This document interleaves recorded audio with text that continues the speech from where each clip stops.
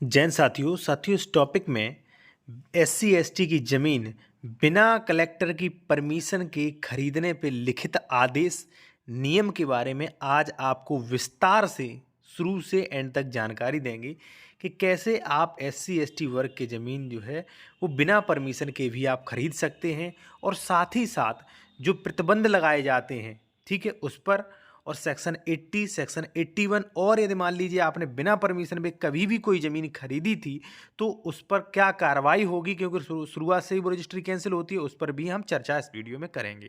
ठीक है साथियों, एक चीज़ साथियों मैं आपको और बता दूं कि यदि आप कोई भी लीगल एडवाइस लेना चाहते हैं, ले सकते हैं साथियों। कॉन्टैक्ट नंबर वीडियो के डिस्क्रिप्शन में दिया गया है। आते हैं साथियों अपने फर्स्ट पॉइंट पर।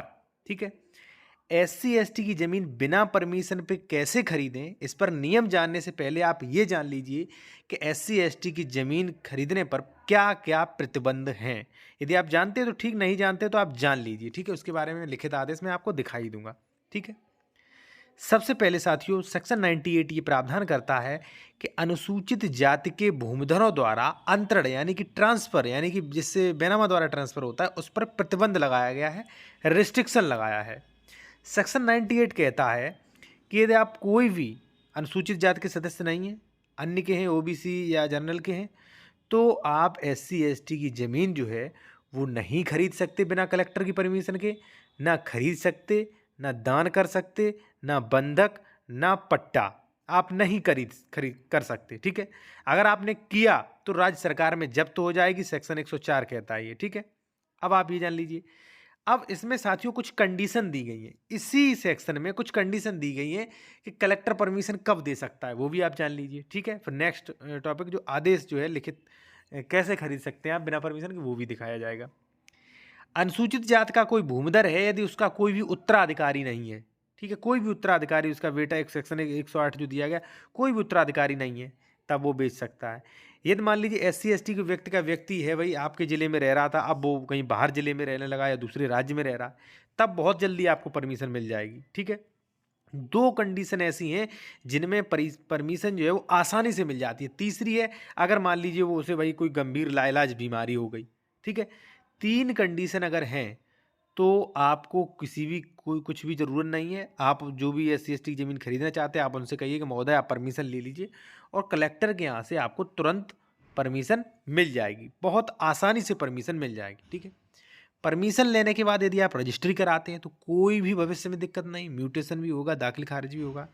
ठीक है, अब साथियों हम बताएंगे कि बिना परमिशन SC/ST की ज़मीन कैसे खरीद सकते हैं। ठीक है, और यदि आपने बिना परमिशन और बिना ये जो आदेश में बता रहा हूँ उसके खरीद ली तो 100% रजिस्ट्री कैंसिल है। चाहे कभी भी खरीदी थी, वो आज रजिस्ट्री कैंसिल हो सकती है, आज भी। ठीक है, तो उसके लिए साथियों आपको देखना होगा सेक्शन 80। सेक्शन 80 कहता है कि औद्योगिक, वाणिज्यिक, आवासीय प्रयोजन के लिए जोत का उपयोग। अगर मान लीजिए कोई SC/ST वर्ग का व्यक्ति है, उसकी कोई कृषि जमीन है, तो वह उस जमीन की सेक्शन 80 करवा सकता है, यानी कि अब वो कृषि की जमीन नहीं रह जाएगी, गैर कृषि प्रयोजन के लिए यूज कर सकता है, वो प्लॉटिंग काट सकता है या वो अन्य काम कर सकता है। ठीक है, अब उसने धारा 80 करवा ली साथियों। ठीक है, धारा 80 का परिणाम क्या निकलेंगे उसके बारे में बात करता है साथियों सेक्शन 81।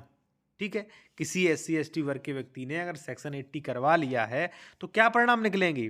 पहला तो ये होगा कि भूमि के अंतरण के संबंध में, यानी कि बेनामा वगैरह के संबंध में, इस अध्याय के अध्याय 9 द्वारा अधीन आरोपित सभी निबंधन संक्रमणीय अधिकार वाले भूमि के लिए लागू नहीं रह जाएंगे।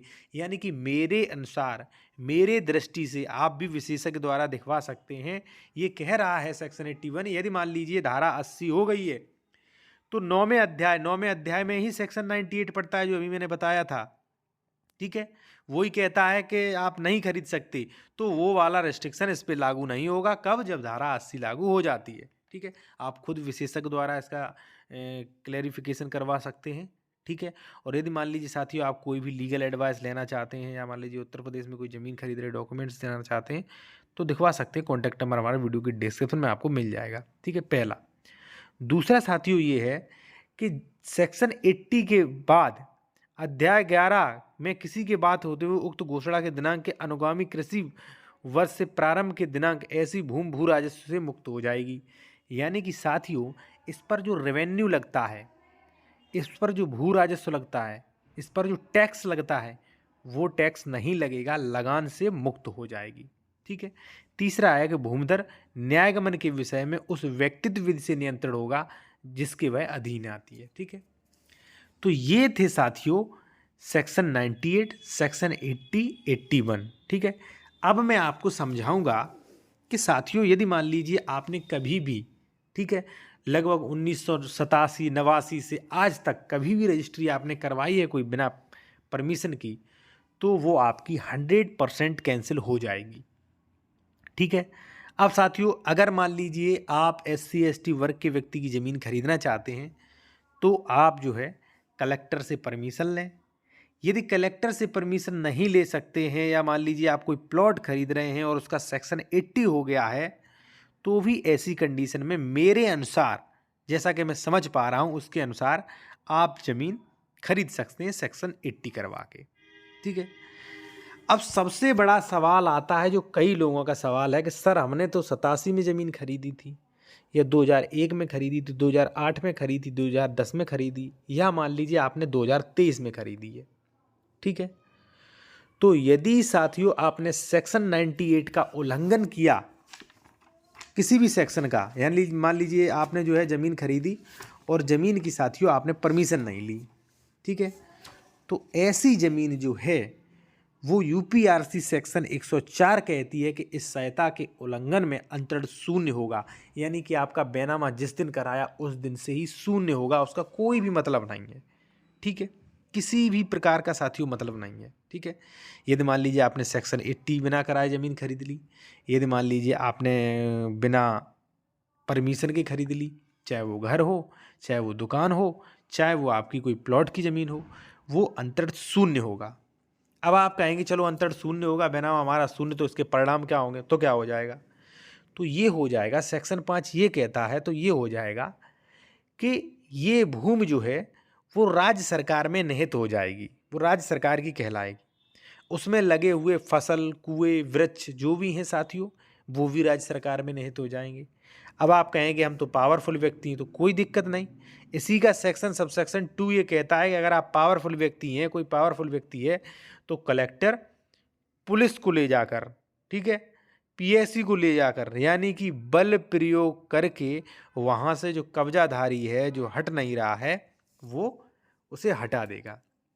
कई लोगों का क्वेश्चन ये रहता है कि SC ST जो है जिसने बेची है, क्या उसको ज़मीन मिल जाएगी, तो नहीं मिल जाएगी, क्योंकि सेक्शन 105 सब सेक्शन C कहता है इसका कि जो भी जिसने भी बेची है उसका भी हित समाप्त, जिसने भी खरीदी है साथियों उसका भी हित समाप्त, और दोनों का हित समाप्त होके ये भूमि जो है वो कन्वर्टेड हो जाएगी राज्य सरकार के लिए। साथियों, अगर आपको वीडियो अच्छा लगा हो तो वीडियो को लाइक करें, चैनल को सब्सक्राइब करें। कोई भी लीगल एडवाइस लेना चाहते हो तो फीस पे करके ले सकते हैं। कॉन्टैक्ट नंबर वीडियो के डिस्क्रिप्शन में आपको मिल जाएगा, और ट्विटर पर हमें अवश्य फॉलो करें। धन्यवाद।